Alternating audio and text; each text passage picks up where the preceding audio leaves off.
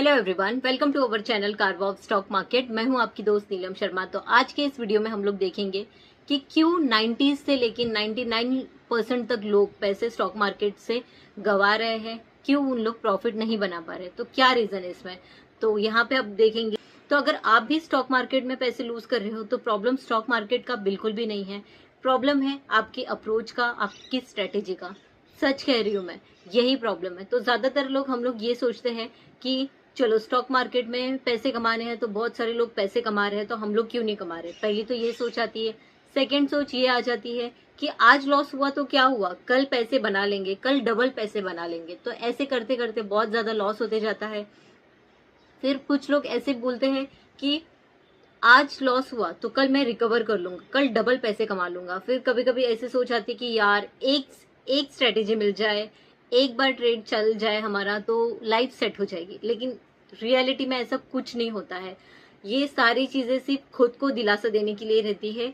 Actual में stock market से ये सारे सोच के साथ पैसे नहीं बनते हैं। आप देख सकते हो, सबसे पहला मिस्टेक है ओवर ट्रेडिंग। तो ओवर ट्रेडिंग में क्या होता है कि मल्टीपल ट्रेड्स लेते हैं हम लोग। एक ट्रेड लेने के बाद में अगर लॉस हो जाता है तो उसमें से आइडियली निकल जाना चाहिए, ठीक है।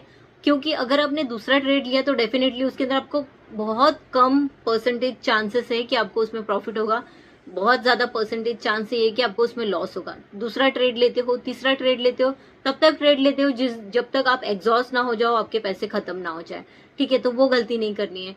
फिर आप देख सकते हो पेशेंस नहीं रहता है बिल्कुल भी। ये सिर्फ मैं आपको नहीं बोल रही हूँ, ये कहानी मेरी भी है और ये कहानी आपकी भी है, और ये मोस्ट ऑफ द लोग जो पैसे कमा रहे हैं स्टॉक मार्केट से या गवा रहे हैं, सबकी सेम कहानी है यहाँ पे। रिवेंज ट्रेडिंग कर लेते हैं हम लोग, फिर अकाउंट जिसकी वजह से वाइप आउट हो जाता है। तो अभी हमें क्या करना है कि हमें ये सारे पैटर्न्स जो हमने पहले से किए हैं उसको रिपीट नहीं करके अपना एक माइंडसेट शिफ्ट लाना पड़ेगा।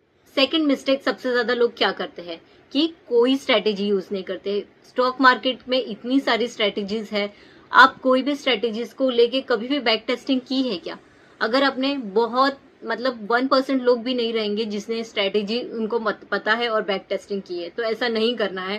पहले आपको स्ट्रेटेजी कंफर्म करनी है कि अगर आपने ये स्ट्रेटेजी ली है, फॉर एग्जाम्पल मैंने आपको एक स्ट्रेटेजी बताई, तो आप डायरेक्टली जाके अप्लाई नहीं कर सकते हो। कोई भी स्ट्रेटेजी आपको यूट्यूब से मिले या फिर कहीं से भी मिले, आपको डायरेक्टली अप्लाई नहीं करना है। पहले आपको आइडेंटिफाई करना है कि क्या वो स्ट्रेटेजी आपके लिए काम कर रही है क्या नहीं कर रही है। तो पहले आपको ये चेक करना है कि वो स्ट्रेटेजी आपके लिए काम कर रही है या नहीं कर रही है। ये आपको कैसे पता चलेगा? ये आपको एक रूल है जो आगे चल के मैं बताऊंगी, ठीक है। तो स्ट्रेटेजी नहीं यूज करना, ये सेकंड मिस्टेक हो जाता है, जिससे क्या होता है कि रैंडम टिप ले लेते हैं हम लोग और एंट्री ले लेते हैं स्टॉक मार्केट में, तो हमारा पैसा वहां पे लॉस हो जाता है और हमें पता ही नहीं रहता कि हमने क्यों लॉस किया। फिर नो पर्सनल सिस्टम भी नहीं है आपके पास, नो रूल्स है, रिस्क मैनेजमेंट नहीं है। तो ये सारी चीजें क्या करती है, गैम्बलिंग की तरफ आपको शिफ्ट करती है। लेकिन आपको कहाँ पे शिफ्ट होना है? स्किल की तरफ। स्टॉक मार्केट एक स्किल है, एक बिजनेस है, जिसके अंदर उस बिजनेस को चलाने के लिए आपको एक स्किल चाहिए और वो स्किल होगी तो ही आप स्टॉक मार्केट से पैसे बना सकते हो।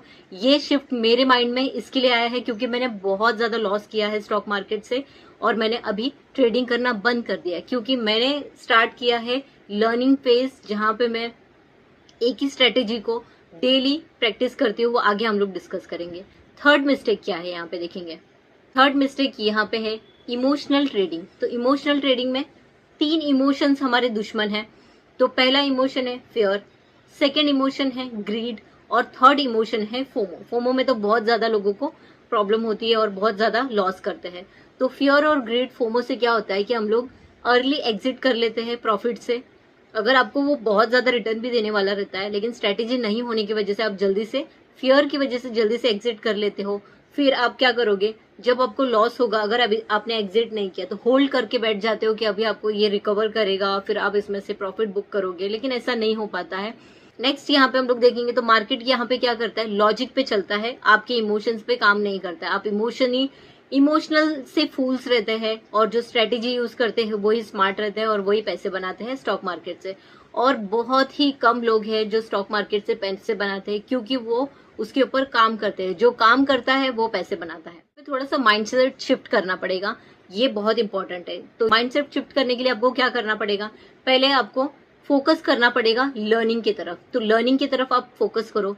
यहाँ पे लर्निंग मतलब क्या, एक स्ट्रैटेजी ढूंढो और उसके ऊपर 45 डेज मिनिमम बैक टेस्टिंग करो। 1 साल का डेटा आपको बैक टेस्टिंग करनी है और 1 साल का डेटा बैक टेस्टिंग करने के बाद अगर वो स्ट्रेटेजी आपके लिए 80 से लेके 90% तक वर्क करती है तो ही आपको उस स्ट्रेटेजी के साथ में काम करना है, उसके साथ में ट्रेडिंग करनी है। यानी कि फॉर एग्जाम्पल आपने 45 डेज का बैक टेस्टिंग कर लिया और आपके लिए वो 80% भी वर्क कर रहा है, तो आप क्या करो, अगर आपके पास फंड नहीं है तो पेपर ट्रेडिंग करो। लेकिन ये प्रैक्टिस बहुत ज्यादा जरूरी है बैक टेस्टिंग के बाद में। ऐसा नहीं कि बैक टेस्टिंग कर लिया फिर आप पैसे का इंतजार कर रहे हो, नहीं, ऐसा नहीं करना।